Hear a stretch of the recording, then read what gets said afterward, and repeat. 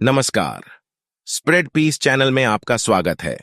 आज हम आपको सुनाएंगे ओम प्रकाश वाल्मीकि की एक खूबसूरत कहानी, सलाम। शादी की रस्म पूरी होते होते रात के 2 बज गए थे। ज्यादातर बाराती सो चुके थे। गिने चुने लोग ही दूल्हे के साथ विवाह मंडप में मौजूद थे। कमल उपाध्याय अतिरिक्त उत्साह में हरीश के साथ हर जगह मौजूद था। घर परिवार के सदस्य की तरह सारी व्यवस्था कमल उपाध्याय की देखरेख में संपन्न हो रही थी। हरीश और कमल के संबंध ही कुछ ऐसे थे।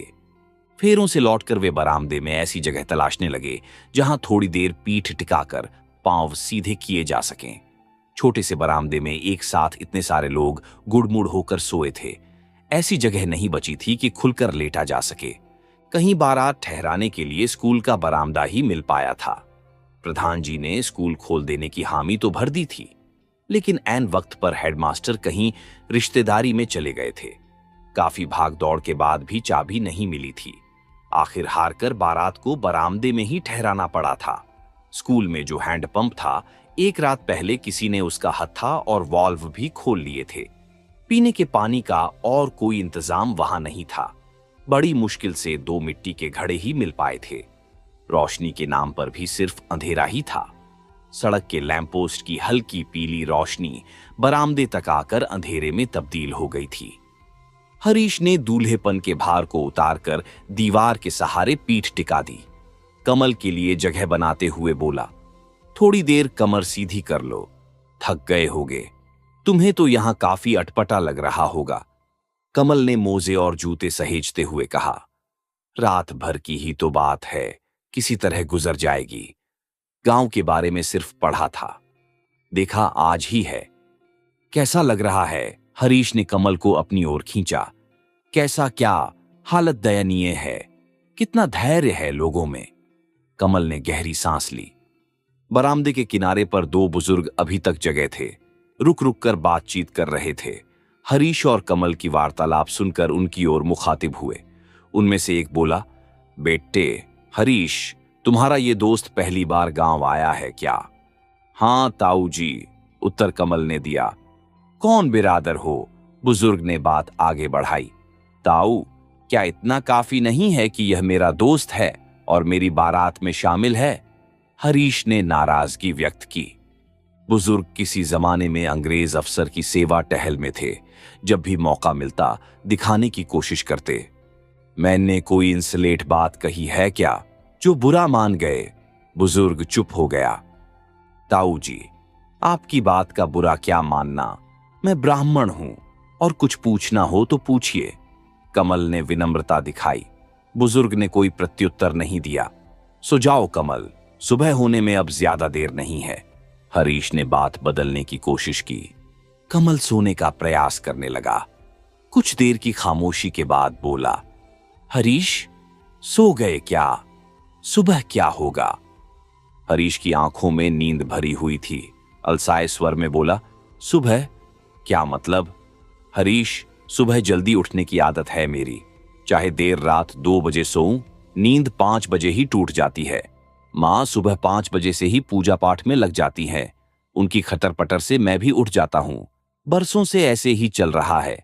मां सुबह सुबह चाय बनाकर मेरे हाथ में थमा देती हैं।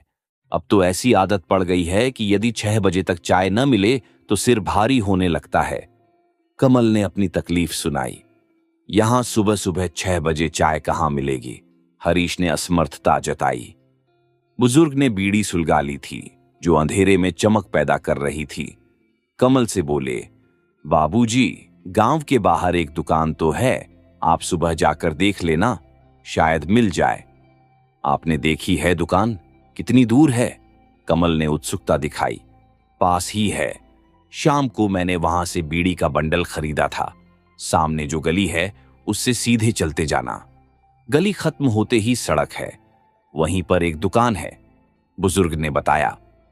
सुबह उठते ही कमल चाय की तलाश में निकल पड़ा। गली लगभग सुनसान थी। इक्का दुक्का लोग अजीब सी बुक्कल मारे आ जा रहे थे। रात वाली चहल पहल कहीं दिखाई नहीं पड़ रही थी। खड़ंजे पर फिसलन थी। नालियों में बहते पानी से बचते बचाते वह गली के मुहाने पर एक खुली और रेतीली जगह पर आ गया। सामने ही सड़क के पार एक छप्परनुमा दुकान थी, जिसमें एक किनारे पर भट्टी बनी थी। भट्टी के साथ ही एक चबूतरा भी था, जिस पर लकड़ी के खोखे में पान बींडी, जर्दा, तंबाकू की थैलियां रखी थीं। साथ ही 2-3 बदरंग से डिब्बे रखे थे। भट्टी में सुलगते कोयलों से गहरा काला धुआं निकल रहा था, जिसका कसैलापन उसने अपने फेफड़ों में महसूस किया। दीवार पर किसी सिने तारिका का अर्धनग्न बदरंग कैलेंडर टंगा था, जो धूल और धुएं के हमलों से मटमैला हो गया था। भट्टी के पास ही एल्यूमिनियम की एक बड़ी सी केतली रखी थी, जिसका रंग स्याह काला पड़ गया था। कुछ कांच के मटमैले गिलास, कप प्लेटें और शीशे के एक जार में कुछ बिस्कुट पड़े थे। भगोना बाहर से काला और भीतर से भूरा मटमैला दिखाई पड़ रहा था। आसपास मक्खियों के झुंड भिनभिना रहे थे। चबूतरे पर ही एक जर्जर सा बूढ़ा आदमी मैले चीकट कपड़ों में उखूं बैठा बीड़ी पी रहा था। उसके हाथों पैरों की नसें उभरी हुई थीं, जैसे किसी ने शरीर का मांस उतारकर त्वचा हड्डियों से चिपका दी हो। पास ही एक पुरानी सी बेंच पड़ी थी, जिसकी हालत उस बूढ़े आदमी से भी बदतर थी। कमल ने बेंच पर बैठने की कोशिश की। बेंच चरमराई। किसी तरह अपने आप को बेंच पर टिकाकर कमल ने बूढ़े से कहा, चाय मिलेगी? मिलेगी, थोड़ा टेम लगेगा। बूढ़े ने बीड़ी का आखिरी कश खींचा। कमल दुकान में रखी हर चीज को उत्सुकता से देख रहा था। उसके जहन में मां का ख्याल आ गया। यदि इस समय घर में होता तो मां गर्म गर्म चाय लेकर आती। चाय बनाते समय भी मां कोई न कोई श्लोक दोहराती रहती है। धुएं का झोंका कमल के मुंह और आंखों में भर गया। उसने जेब से रूमाल निकालकर नाक मुंह पर रखा। कड़वाहट उसके भीतर समा गई थी। कितनी देर लग जाएगी चाय में? कमल ने जिज्ञासा की। बस अभी हो जागी, भट्टी सुलग रही है। बैठो आप, चाय वाले ने आश्वस्त किया। चाय वाला लोहे के सरिये से भट्टी में कोयले संवारने लगा। नए दिख रहे हो बाबूजी, कहां से आए हो? चाय वाले ने बात शुरू की। देहरादून से, कमल ने सहजता से कहा। उसका ध्यान सुलगती भट्टी पर टिका था। देहरादून का नाम सुनकर चाय वाला चौंका। देहरादून से तो कल एक बारात भी आई है, चाय वाले ने प्रश्न की तरह कहा। हां, मैं उसी बारात में आया हूं। वह बारात तो चूहड़ों के घर आई है। चाय वाले की जिज्ञासा गोली में बदल चुकी थी। तो क्या हुआ? कमल ने सवाल किया। चाय वाला एकदम चुप हो गया था। उसकी चुप्पी ने कमल को संशय में डाल दिया था। चाय वाले के हाव भाव बदल गए थे। वह भट्टी के पास से हटकर इधर उधर के काम करने लगा था। कभी इस डिब्बे को उठाकर उधर रख रहा था, कभी मटके से पानी निकालकर कनस्तर में भर रहा था। भट्टी सुलगकर लाल लाल अंगारों में बदल गई थी। अंगारों से लपटें उठ रही थीं, लेकिन चाय बनने के आसार दिखाई नहीं पड़ रहे थे। कमल का गला खुश्क होने लगा था। भट्टी तो धधक गई है, एक कप चाय बना दीजिए, कमल ने शालीनता से कहा। चाय वाला अनसुना करके अपने काम में लगा हुआ था। कमल का धैर्य टूटने लगा। भाई, चाय बना दो। चाय वाले ने वहीं से जवाब दिया। तुझे यहां चाय ना मिलने की। चाय वाले की आवाज में रूखापन था, जिसे महसूस करते हुए कमल ने तीखेपन से पूछा, लेकिन क्यों? अभी थोड़ी देर पहले तो आपने कहा था चाय मिलेगी। कहा था, और अब कुहरा हूं, नहीं मिलेगी, चाय वाले ने कठोरता से कहा। कमल चाय वाले के व्यवहार से चकित था, फिर भी नम्रता से बोला, लेकिन भाई साहब हुआ क्या है? क्या मैं पैसे नहीं दूंगा? चाय वाला उसके ठीक सामने तनकर खड़ा हो गया। दोनों हाथ कूल्हों पर टिकाकर सीना चौड़ा करते हुए बोला, यो पैसे शहर में जाके दिखाना। 2 पैसे हो गए जेब में तो सारी दुनिया को सिर पे ठाए घूमो। ये शहर नहीं गांव है। यहां चूहाड़े चमारों को मेरी दुकान में तो चाय ना मिलती, कहीं और जाके पियो। कमल की नसें फड़फड़ाने लगीं। उसने चाय वाले को आग्नेय नेत्रों से घूरा आवाज में सख्ती भरकर बोला, चूहड़े चमारों को नहीं मिलती है तो किसे मिलती है? चाय वाला उसकी बात अनसुनी करके फिर अपने काम में लग गया था। कमल को वह असभ्य वनमानुष दिखाई पड़ रहा था। उसने साहस करके पूछा, तुम्हारी क्या जात है? चाय वाला भभक पड़ा, मेरी जात से तुझे क्या लेना देना? इब चूहड़े चमार भी जात पूछने लगे, कलजुग आ गया है, कलजुग। हाँ, कलजुग आ गया है, सिर्फ तुम्हारे लिए।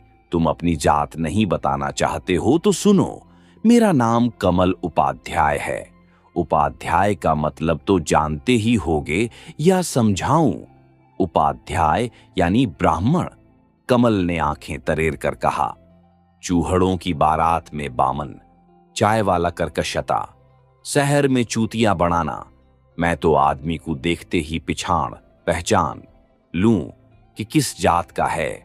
चाय वाले ने शेखी बघारी। उनका वार्तालाप सुनकर राह चलते लोग ठिठक कर मजा लेने लगे। सुबह सुबह का वक्त था, देखते ही देखते लोग जमा हो गए। लोगों को देखकर चाय वाले की बूढ़ी हड्डियों में जोश आ गया था। आवाज का तेवर चढ़ने लगा। बल्लू रांघड़ का रामपाल भी भीड़ देखकर ठिठक गया। माजरा क्या है जानने के लिए चाय की दुकान की ओर बढ़ा। बूढ़ा चाय वाला किसी शहरी को फटकार रहा था। रामपाल ने छूटते ही पूछा, चाचा कौन है यो? रामपाल को देखते ही चाय वाला और बिफर पड़ा। चूहड़ा है, खुद को बामन बता रहा है। जुम्मन चूहड़े का बाराती है। इब तुम लोग ही फैसला करो, जो यो बामन है चूहड़ों की बारात में क्या मूत पीने आया है? जात छिपा के चाय मांग रहा है। मैंने तो साफ कह दी, बुद्धू की दुकान पे तो मिलेगी ना चाय। चूहड़ों चमारों को कहीं और ढूंढ ले जाके। चाय वाले ने आसपास खड़े लोगों का समर्थन जुटाने की कोशिश की। दुबला पतला सा रामपाल सीकिया पहलवान था। गाल पिचके हुए, हड्डियां उभरी हुई, बारीक मूंछें, तेल से चिकट बाल। कुल मिलाकर ऐसा हुलिया जिसे देखकर यह अंदाज बिल्कुल नहीं हो सकता था कि इस 1.5 हड्डी के आदमी का गांव भर में दबदबा है। रामपाल को देखते ही खुसर पुसर एकदम शांत हो गई थी। कमल भी स्वयं को चक्रव्यूह में फंसा महसूस करने लगा था। उसने आसपास खड़े लोगों पर नजर डाली। उसने उनकी बात का विरोध करने के लिए मुंह खोला। भाइयों, बात पूरी होने से पहले ही रामपाल ने उसे डांटा। ओ शहरी जनखे, हम तेरे भाई हैं। साले जबान संभाल के बोल, गौंड में डंडा डाल के उलट दूंगा। जाके जुम्मन चूहड़े से रिश्ता बना। इतनी जोरदार लौंडियां लेके जा रहे हैं शहर वाले, जुम्मन के तो सींग लिकड़ आए हैं। अरे लौंडिया को किसी गांव में ब्याह देता तो तुम्हारे जैसों का भी कुछ भला हो जाता। एक तीखी हंसी का फव्वारा छूटा। आसपास खड़े लोगों ने उसकी हंसी में अपनी हंसी मिला दी। कमल को लगा जैसे अपमान का घना ब्याबान जंगल उग आया है। उसका रोम रोम कांपने लगा। उसने आसपास खड़े लोगों पर निगाहें डाली। हिंसक शिकारी तेज नाखूनों से उस पर हमला करने की तैयारी कर रहे थे। उसने पहली बार अखबारों में छपी उन खबरों को शिद्दत से महसूस किया जिस पर विश्वास नहीं कर पाता था वह। फलां जगह दलित युवक को पीट पीट कर मार डाला, फलां जगह आग में भून दिया, घरों में आग लगा दी। जब जब भी हरीश इस तरह का समाचार कमल को सुनाता, वह एक ही तर्क दोहरा देता था। हरीश, अपने मन से हीन भावना निकालो। दुनिया कहां से कहां निकल गई और तुम लोग वहीं के वहीं हो। उगते सूरज की रोशनी को देखो, अपने आप पर विश्वास करना सीखो। पढ़ लिख कर ऊपर उठोगे तो सब कुछ अपने आप मिट जाएगा। लेकिन इस वक्त कमल के सामने हरीश का एक एक शब्द सच बनकर खड़ा था, सच साबित हो रहा था। कमल ने फिर से साहस बटोरा और विरोध किया। क्या यही है गांव का अतिथि सत्कार? आप लोग अपने ही गांव की लड़की के लिए ऐसी बातें कर रहे हो। क्या वह इस गांव की बेटी नहीं है? कमल आगे कुछ और बोलता, उससे पहले ही रामपाल ने अपने वजूद से ज्यादा शक्ति से चीख कर बोला, जा चुपचाप चला जा, वरना एक भी जिंदा वापस ना जा सकेगा, ना वो लौंडियां ही जा पाएगी। कमल को धक्का देकर छप्पर नुमा दुकान से बाहर कर दिया रामपाल ने। कमल कोई बावेला खड़ा करना नहीं चाहता था। सीने में उठ रहे ज्वार को उसने शांत रखा। उसे हरीश का ख्याल आ गया। वक्त की नजाकत भांप कर चुप रह जाना ही ठीक लगा। सड़क से उतरकर वह रेतीले रास्ते पर आ गया। उसकी रग रग में अंगारे दहक रहे थे। लड़कों का झुंड उसके पीछे लग गया था। वे कमल को चिढ़ाने का प्रयास करने लगे।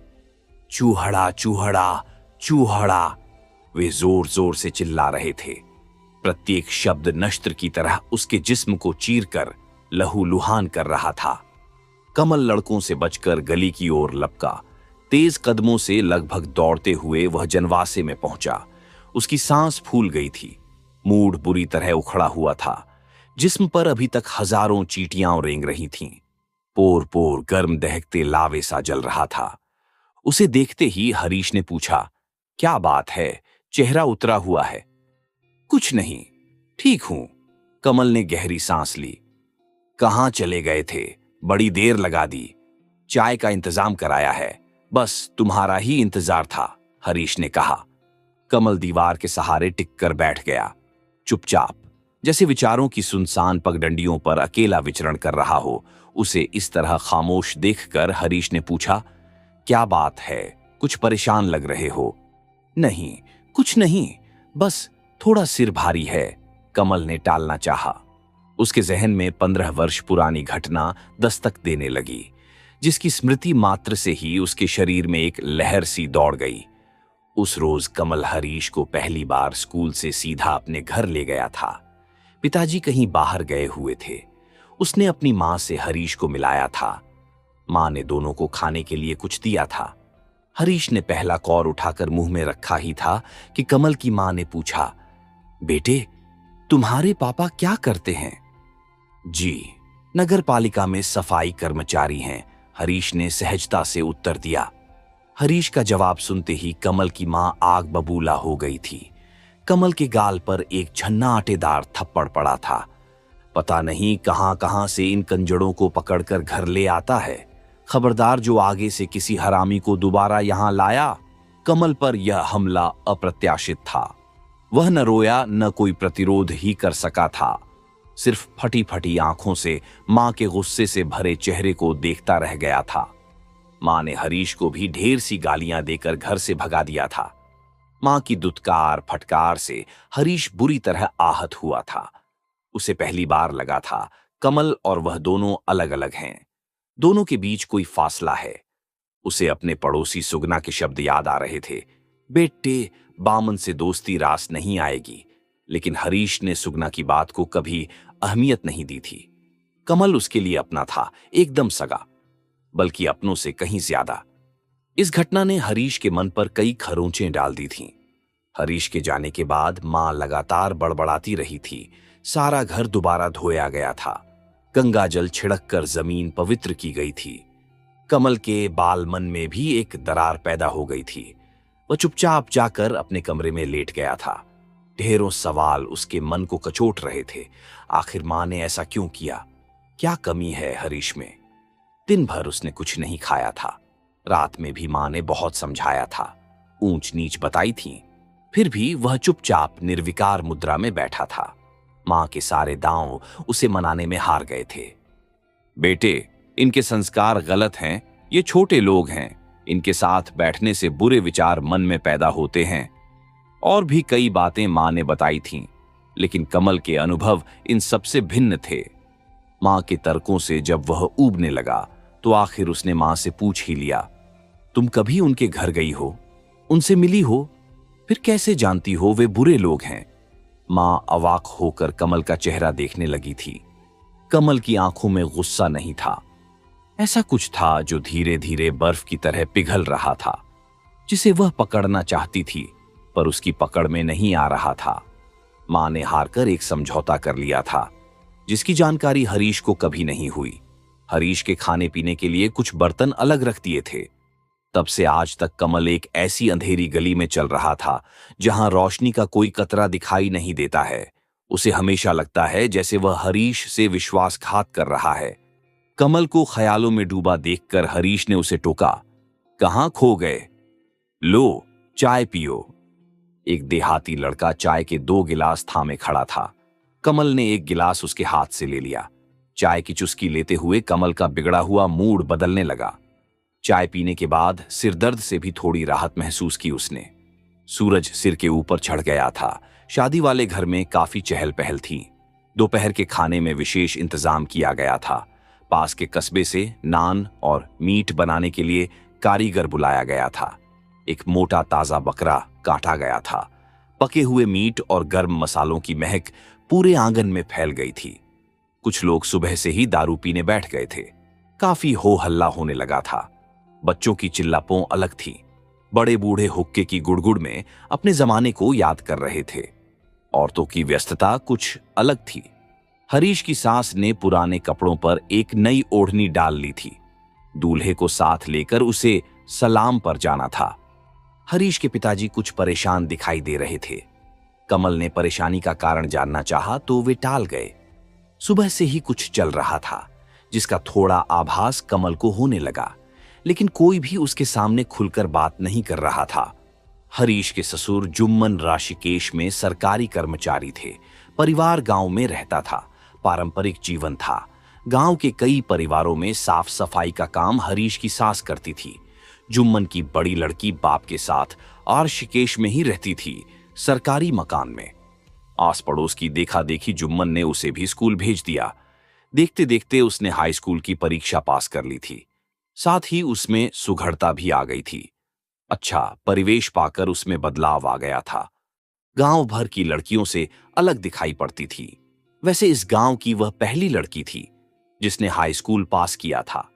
जुम्मन की घरवाली जिन परिवारों में काम करती थी उनमें अधिकतर रांगड़ थे। गांव देहात के नियम कायदे के हिसाब से हरीश को सलाम के लिए विदाई से पहले रांगड़ों के दरवाजे पर जाना था। यह एक रस्म थी जिसे न जाने कितनी सदियों से निभाया जा रहा था।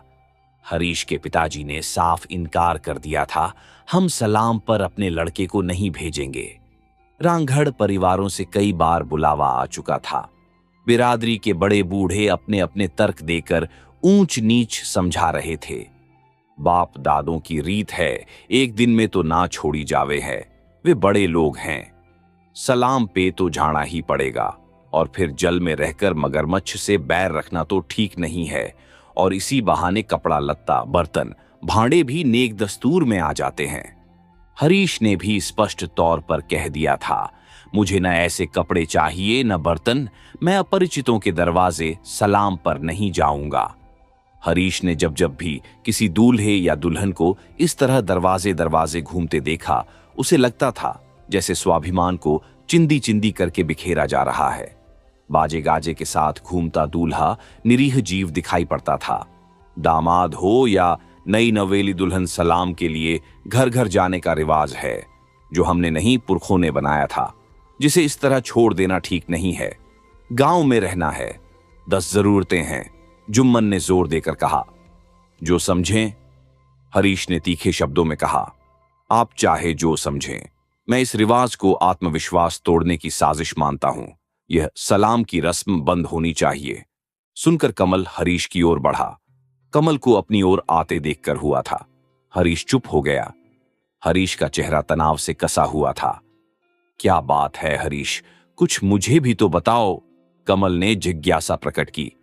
प्रत्येक कार्यकलाप में कमल हरीश के साथ था, घर से लेकर यहां तक, लेकिन इस वक्त वह अपने आप को अलग थलग महसूस कर रहा था। हरीश के पिताजी ने कमल के कंधे पर हाथ रखा। कुछ नहीं है बेटे, आप वहां बैठो। सामने आंगन में नीम के पेड़ के नीचे मैंने आपके लिए एक चारपाई डलवा दी है। आराम करो, जात बिरादरी की कुछ समस्याएं हैं, हम निपटा लेंगे। कमल को लगा जैसे वह सचमुच बाहरी व्यक्ति है। उसने कातर दृष्टि से हरीश की ओर देखा।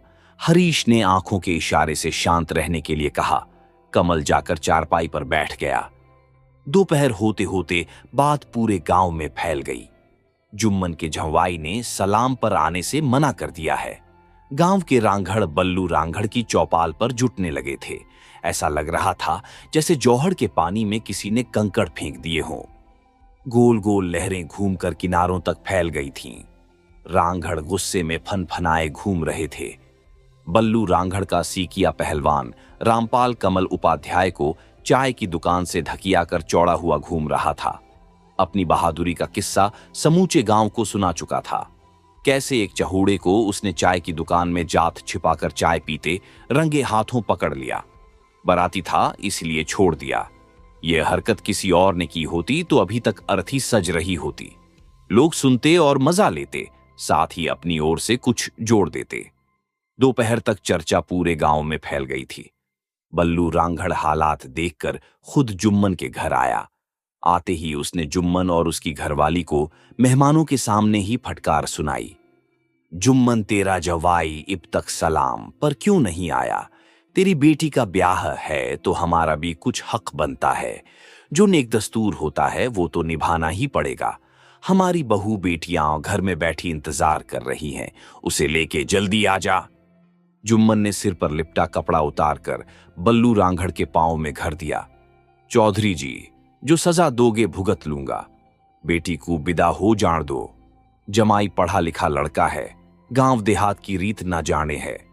तभी तो कहूं, जातकों बच्चों को स्कूल ना भेज जा करो। स्कूल जाके कौन सा इन्हें बालिस्टर बढ़ना है। ऊपर से इनके दिमाग छड़ जाएंगे। यो न घर के रहेंगे न घाट के। गांव की नाक तो तूने पहले ही कटवा दी, जो लौंडिया को 10वीं पास करवा दी। क्या जरूरत थी लड़की को पढ़ाने की? गांव की हवा बिगाड़ रहा है तू। इब तेरा झंवाई सलाम पे जाने से मना कर रहा है, उसे समझा दे, सलाम के लिए जल्दी आवे। बल्लू ने फैसला सुनाया। जुम्मन ने गिड़गिड़ाकर रिरियाहट भरे शब्दों में कहा, चौधरी जी, मेरी लाज रख लो। मैं तो थारा गुलाम हूं। मेरा तो जीना मरना सब कुछ थारी ही गेल है। जो कहोगे करूंगा, बस करके बेटी को विदा हो जान दो। मैं धारे पांव में नाक रगूं। बल्लू रांघड़ गुस्से में फन फनाता चल दिया। जाते जाते चेतावनी देकर बोला, इन शहर वालों को कह देना, कौवा कभी भी हंस ना बन सके है। बल्लू के जाते ही कमल ने हरीश से पूछा, कौन था यह? इस तरह डरा धमका क्यों रहा था? हरीश ने चुप रहने का इशारा किया। सभी भय से सहम गए थे। बल्लू रांघड़ के जाते ही विदाई की तैयारी शुरू हो गई थी। जुम्मन ने जात बिरादरी की स्त्रियों को हिदायत दे दी थी, टीके की रस्म जल्दी निबटाए। बिना हो हल्ले के रांघड़ कभी भी रौला कर सकते हैं। शादी की सारी चहल पहल पल भर में सन्नाटे में सिमटकर बदल गई थी। इस सन्नाटे का शोर कमल उपाध्याय को बेचैन कर रहा था। उसका दम घुट रहा था। उसने हरीश की ओर देखा। हरीश की आंखों में आत्मविश्वास और स्वाभिमान के उगते सूरज की चमक दिखाई पड़ रही थी। दोनों ने एक दूसरे का हाथ गर्मजोशी से दबाया। आंखों ही आंखों में एक दूसरे को आश्वस्त किया। नीम के पेड़ पर हरी नरम पत्तियां हिल रही थीं, मानो हौसला दे रही हों। जल्दी जल्दी बारात को खाना खिलाया गया। कमल और हरीश खाना खाकर नीम की छांव में पड़ी चारपाई पर बैठ गए थे। सामने दीवार की ओर मुंह करके एक 10-12 बरस का लड़का खड़ा था। उसके चेहरे पर गुस्से के भाव थे। उसे ढूंढते ढूंढते एक बूढ़ा आंगन में घुसा। उसके हाथ में नान और मीट था। दीपू, ओ दीपू, कहाँ है? ये लौंडा भी बहुत दिक्करे है। चूहड़ों के घर पैदा होके बामनों सी बोली बोले है।